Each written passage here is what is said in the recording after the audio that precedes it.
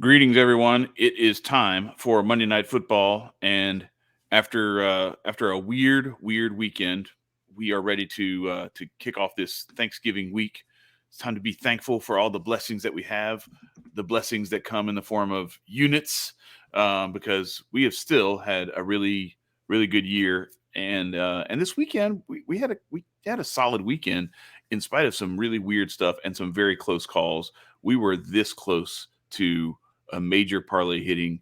If they don't give the ball to Melvin Gordon on the goal line, we got Najee Harris with 2 touchdowns, and we got Latavius Murray potentially with 2 touchdowns. He finished with 1. They combined for 3. If they had just combined for 4, I had a $5 bet in there that was going to turn into $825 real quick. Yeah. Yeah, that was a huge one. That was a great call on your part, picking those guys out. You know So what I mean? close. Like you were right. They just decided to sub Melvin Gordon in for whatever reason. And But they paid the the best price. part about it is that he fumbled in that situation. So we can go back to this next week maybe with Latavius right. Murray, because I don't think they're going to do that again. So if it comes down to it, we can go back to that because Melvin Gordon supremely folded on that play. And if he would have just not fumbled and got stuffed, maybe Latavius Murray gets the next one too. So that's the downside of it. But it is what it is. That was a great call. And it's always a good day when none of the parlays hit and we don't end in the red. You know what I mean? Red, Like we were solid anyway. And we had that Mariota and Justin Fields touchdowns each play. That smash, that was like plus 497 or something. And then the straights, we had a winning day overall in the straights. We didn't eat too much vig or anything. So even though it was a wacky weekend where we had a couple close calls, could have made a lot more money, but we didn't end in the red. That's the most important part every week. As long as this thing is profitable, that's what we do it for. So shout out to the Jets for having overtime in their fingertips and punting the ball in the field of play so that they could get boat raced and have I mean, what are you doing? The Patriots just pull away. Like, what are you? If I'm the defense, I'm looking at the coaching staff and the offense. Like, what are you guys doing? They averaged, 3 inches per play in the second half, and it was a 3-3 game. The defense still had a chance to put them in a winning position, or at least a position to cover game, for our purposes. Exactly. In that game, I'm giving. If I win the toss, I'm taking the end of the field and I'm giving the other team the ball because they're probably punting, and I'm going to have better field position than if I take the kickoff. The score is 3-3. The Patriots cannot move the ball just as much as you can't move the ball. Put the ball out of bounds and go to overtime. Hopefully you get the coin toss and maybe you get a field goal, or at least you lose by a field goal. At least you don't lose in embarrassing fashion, or maybe the game ends in a tie. All options are better than the way they lost. Stupid bonehead play there. Coaching staff's got to be all over that and telling the punter, hey, this thing's going out of bounds. You know what I mean? All right. But anywho. So talking about that game though. All right. So we had a 3-3 game where I think if you took every Jets offensive under, you probably hit all of those bets. We smashed on Zach Wilson's under, but we did not take the running backs. We thought the running backs were going to have a little bit of success there. They did not. I'm wondering. Good thing we didn't take those as official plays. Yeah, I'm wondering if we don't have something similar lining up for us. There's some weird stuff, some weird action, and some weird offers being made on scoring in this game tonight. The 49ers and the Cardinals. And in a wacky weekend, I'm not sure that this doesn't just culminate the wackiness with a cherry on top. I'm thinking there's a possibility that no one scores a touchdown in this game. And I could be completely wrong, but there's a lot of money to be made out there if you take a small bet like that. I'm still kind of hunting for something that will offer me that and give me good odds on it. But I'm looking at this being a very low scoring game potentially. And we've talked about, you've done some analysis on how the NFC West has fared when the teams play against each other, and first meetings versus second meetings, and NFC West matchups versus matchups outside the NFC West, and how these teams play each other very close and low scoring games in that first meeting. Yeah. The first meeting between the Cardinals versus their divisional opponents and the 49ers versus the rest of their divisional opponents seem to always be these choppy, low-scoring games where there's 2 or 3 touchdowns scored, 4 max if you get a blocked kick returned for a touchdown like in the Seahawks game. Right. But that's the only one that there was even over 3 touchdowns in it. But then the second meeting between the same teams when they meet again later in the year, it's like they figured each other out or Mm-hmm. worked some of those weaknesses out or strengths out, and they know what to attack this time around. And then they have not shoot NFC well, but like they have, more scoring. There's just like a 31-25 game instead of a Mm-hmm. 19-9. You know what I mean? And Right. this is the first meeting here between the Cardinals and the and those trends lining up in the under's favor. It's also in Mexico City, so neutral game field. It's a situation where both teams. I assume none of those guys have ever played in that stadium or in Mexico for that matter. Mm-hmm. Maybe New Mexico, but not Mexico the country. And I see it being a little wacky, like a little slow start maybe. And one very important factor here is that we know how Denver and the altitude in Denver affects players, right? Right. It's always a thing. It's always a story. There's certain guys with like asthma who can't play certain snap counts when they're Mm-hmm. playing there, things like that. The oxygen tank on the sideline is good to go and all that. Yeah, well, This Ryan game, Ryan Clark couldn't play in right, Denver, right, because of ever, sickle cell trait. Yeah, right. and he Eh, was an all pro. Yep, yep. So And yeah. but this game is Mexico City. The stadium in Mexico City here is 2,200 feet Mm-hmm. higher in altitude than Denver is. Yeah. So I just feel like, I mean, these are two kind of slow paced teams anyway. Like they're not teams that are just like, they're not the Bears and the Eagles trying to like run a million plays and things like that. These are slow paced teams as it is. I With think good that, defenses too. Yeah. and with good defenses, and they're not going to be trying to rush around and run hurry up plays and stuff. There's not going to be a whole lot of Mm. plays, I feel like, in this game, even though both teams like to run the ball, especially with Colt McCoy starting. The Cardinals don't like to run the ball in general, but with Colt McCoy starting, they're going to probably try to feed James Conner if they can have some success with it. Mm-hmm. But yeah, it just, this points to a low scoring game if you ask me. Slow pace, a lot of fatigue, players being gassed, players having to sub out and stuff. Like, I don't want to take any flyers on like players getting 100 yards or anything like that in a game like this, because I just don't know how much of a snap count or how much people Mm-hmm. are going to be affected by that. Now, obviously, not every player is going to be affected. There's some players that are just going to be like, I'm good, like, we're good here. But there's going to be Mm-hmm. some that are, and I don't know which is going to be which. So, I just feel like a low scoring game is right up our alley here.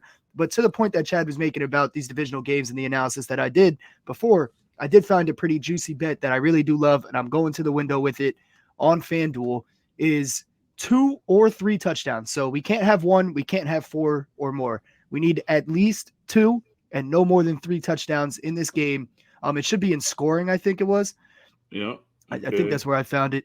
But Total yeah, touchdown scored. yeah, 2 or Well, 3. No, it's a the window of it. It should say something like the window of, like, the range of touchdowns or something like that. I found it somewhere in there. Um, okay. I'm yeah, gonna as look. you're looking, as they're looking for it. But yeah, half unit, I'm putting on that at plus 330. So it's a half unit to win 1.5. If it smashes, I think that can really hit 2 or 3 touchdowns. I don't see them going for more. I think it's going to be a slow pace, low scoring game, like I've said a million times so far in the last 5 minutes. Yeah, I'm fair just enough. trying to, keep talking I about the don't. fillers Yeah, I while don't Chad's see it. looking for this. I don't see it in there. Let me go. Unless it's in the I already specials, locked maybe. it in, so I'll have it here. Hold on. All right. But yeah, so one of the other Because things let me while see you're where it while was. you're looking for that, I was going to go to kicker props because one of the other things that happens Mhm.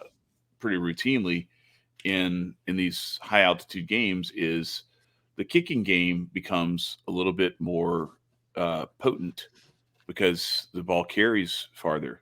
And depending on the wind, and if it's Mm, not super windy, good you point. actually could have something similar to like what. And it's funny because Matt Prater is one of the kickers, former Denver Broncos kicker, and then Robbie Gold has a really strong leg as well. We're looking at Matt Prater at over 5.5 for his kicker points. That's minus 130, and Robbie Gold at minus 132 for 7.5 total kicking points. So 3 field goals for Gold and 2 field goals for Matt Prater, and you hit those. The Gold one is a little bit tough because that's at minus 132. That's a tough call, but I could That's see total kicking points, though, right? that's kicking points. Yeah, so I'm gonna go try to find on another book Right. something that has just field goals because I think the field goal play might be the way to go for me in this game because I like that. I'm gonna try and find that when we get off air. Or I may look for it here on my phone, But that's one that I was looking at. So did you find the? Is Yeah, this? it should actually be in totals, the next tab over from scoring, and it's total Okay. touchdown bands. So you scroll down just a little bit, and you'll see total Oh, here we go. touchdown bands, and that's where we got it at. All right. Total touchdown bands. I got you. All right. So 2 or 3 at plus 330. There you have it, ladies and Yeah, gentlemen. so I like that play. I'm doing a half unit on it just because it is a riskier style Mm-hmm. of a bet. Like it's obviously there's a chance that there's 4 touchdowns. You know what I mean? So Right. I'm not trying to risk all the bankroll on this one, but I'm putting a half unit at plus 330 to win 1.5. I'll take that any day if that catches for us. You know what I mean? And then Mm-hmm. Chad, to your point about the kickers, I pulled it up real quick. BetMGM and Caesars both have Robbie Gold's field goals made pretty juiced up, minus 140 and minus 128. But if you're liking the Matt Prater side of things, it's juiced up in our favor at plus 115 on BetMGM, plus 108 on Caesars. However, I would hedge you on taking the Cardinals. I would just say that as good as the 49ers defense is, their one weak point on that defense is the Red red zone. zone. Yeah. They are 24th in red zone But touchdown have they percentage played Colt allowed. McCoy yet? They have not played Colt McCoy yet. And there's no Zach Ertz, so like I'm just looking at there's some stuff there where I could see you're right. the There is zone some offense there's shutting some down a little Zach bit. Ertz and some Kyler Murray and some Nuke Hopkins being healthy the past couple weeks involved in this, but Arizona's offense is 8th in red zone touchdown percentage compared to the 49ers defense, that being their one real weakness. I do think they'll just favor going to James Conner in that situation because of the players that are out, because they don't have Kyler Murray, like you just mentioned, and Hollywood Brown is doubtful today, so I guess we're not sure if he's going to play. I expect Hopkins to play. The dogs are barking. Let's go Cardinals. Listen, all right. Cardinals So money line is my next play. No, I'm just I kidding. was gonna say no. Listen, I was gonna say. So we talked about this in our first looks, early in the week, right when we did our first, first blush takes, and I was gonna say if you go back and listen to like the Saturday morning show I did with John Ryan and Jesse Shule and Jordan Capozzi, the dogs never barked. And I got my ass handed to me. Now we had a good day. We had a solid day with a dog catcher, but we did much better with the spreads than we did with the money lines. Usually we mop up with money line plays and we make cash on that. We just kind of broke even there, but we did really well with the spreads, making 4.5 units over the Saturday games. Well, all the way through Maction through Saturday. But then Sunday, you and I did the show. Dogs never barked. I went. Dog catcher went 1-3 straight up and 2-2 against the spread yesterday in the NFL games, including the Thursday night game with Tennessee actually getting the win over Green Bay as the dog catcher identified. That was the only one that won straight up, and it was one of the 2 against the spread victories, even though my conspiracy theory said that the Packers were going to defy the dog catcher and win that game. Maybe that's what it was. I screwed up the whole you went universe. against I broke the space-time continuum, but the dogs didn't bark. And so I'm just saying, like, I just heard the dogs barking. I will tell you this. The model identifies San Francisco as only a half-point favorite in this game when you look at how these teams have performed up to this point this year. That's with Kyler Murray, though. I was going to say, I was going to hit you with they're not so fast. I found me a pencil and everything. Right. But if you go back to our conversation earlier in our early takes this week, I talked about this being a setup when we thought the game was in Arizona and we weren't paying attention to the fact that it was in Mexico and all that stuff. We just kind of didn't even think about that until like 2 days later. We were like, wait a second, that game's not in Arizona. but we completely fumbled. This is one of those setups where I look at these, a team that should not be this big of a dog, and San Francisco's defense is a little beat up, and Colt McCoy is not terrible. Like, he's capable. He's been around the block. He can do some stuff. He can make some plays. He's a little bit more mobile than I think a lot of times he gets credit for.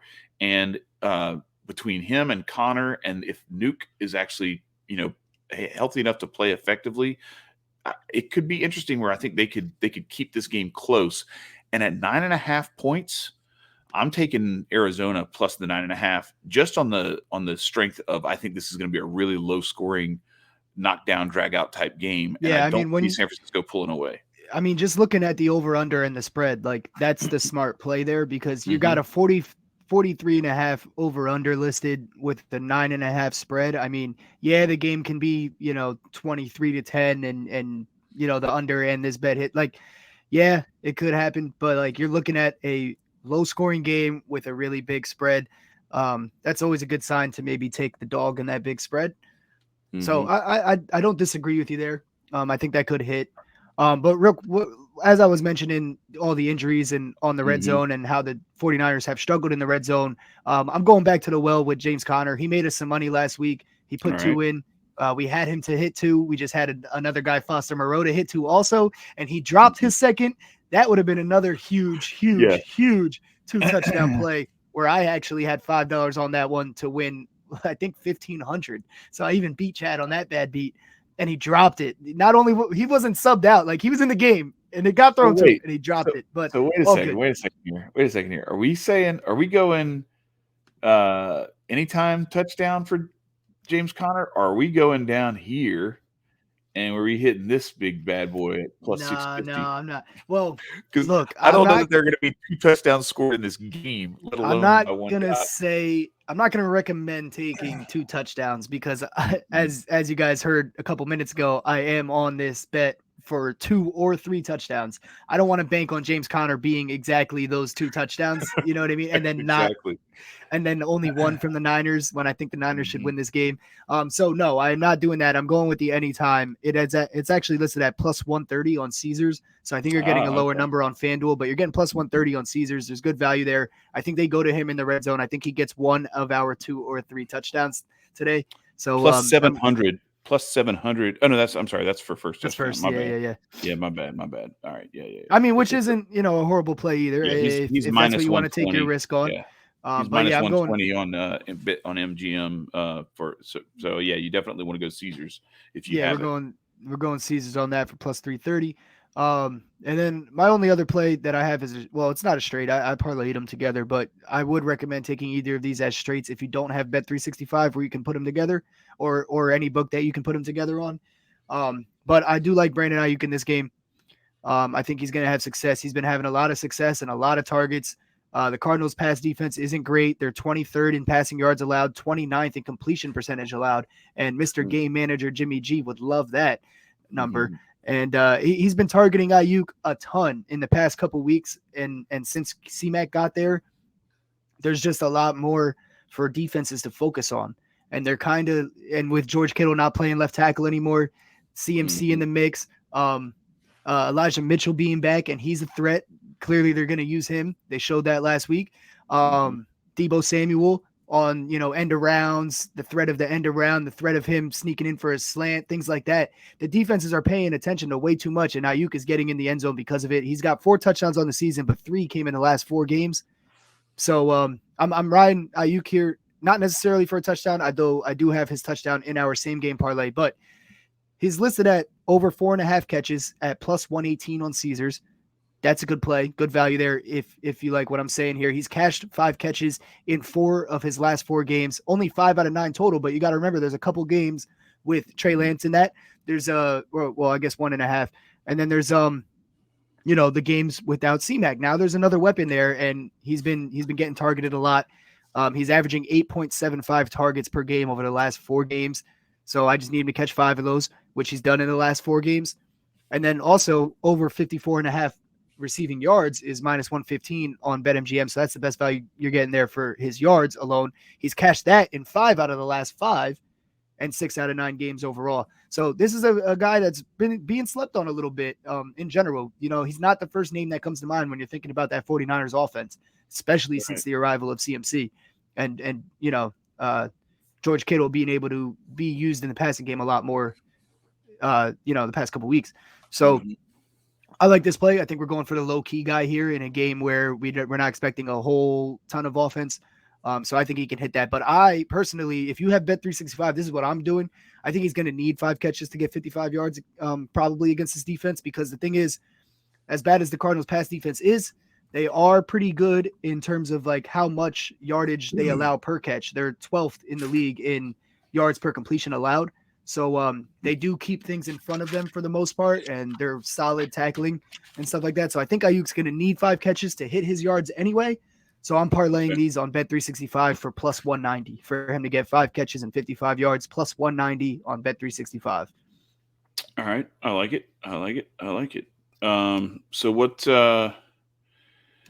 else we got? I know you had a same game parlay for this one. Let's throw that one up on the screen and then we'll wrap it up because I think I'm on this being a low scoring game, so I don't have much outside of those kicker plays and like maybe some under touchdown stuff if I can find. But right now the over under that they're giving you is 5, and it's just really they're telling you minus 128 if you want to take the under 5 touchdowns, and I'm just like, man, I think it's going to be under Yeah, 5 touchdowns, and I'm not paying that. exactly. I'm not paying that juice in case I'm wrong. Y'all are making it really, really hard to try to bet that, Yeah. and I think they're trying to. I think it's a trap.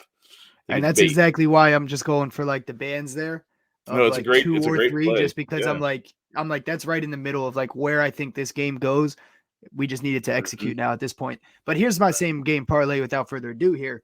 Keeping it real easy. Like Chad said, we're not expecting much. We got a lot of injury stuff to deal with and work through. And some guys are listed as questionable that they're gonna play. Some dudes doubtful might play. Some dudes probable might get Mhm. hurt on their first catch like Mike Williams did last night. So, hopefully nobody took Mike Williams. I advised on our Chargers Chiefs show episode that we did to stay away from these guys that are just coming back off injury for those reasons. But here we go. We got the under 47.5. So I teased that up from 43.5 just to buy us a couple extra points just in case we need it. Christian McCaffrey for 40 rushing yards. Obviously, I could go higher on this, but it scared me a little bit how much they used Elijah Mitchell. They might want to do that again. And like we've been saying since the beginning of the show, this altitude situation where, dudes might be losing some oxygen and things like that.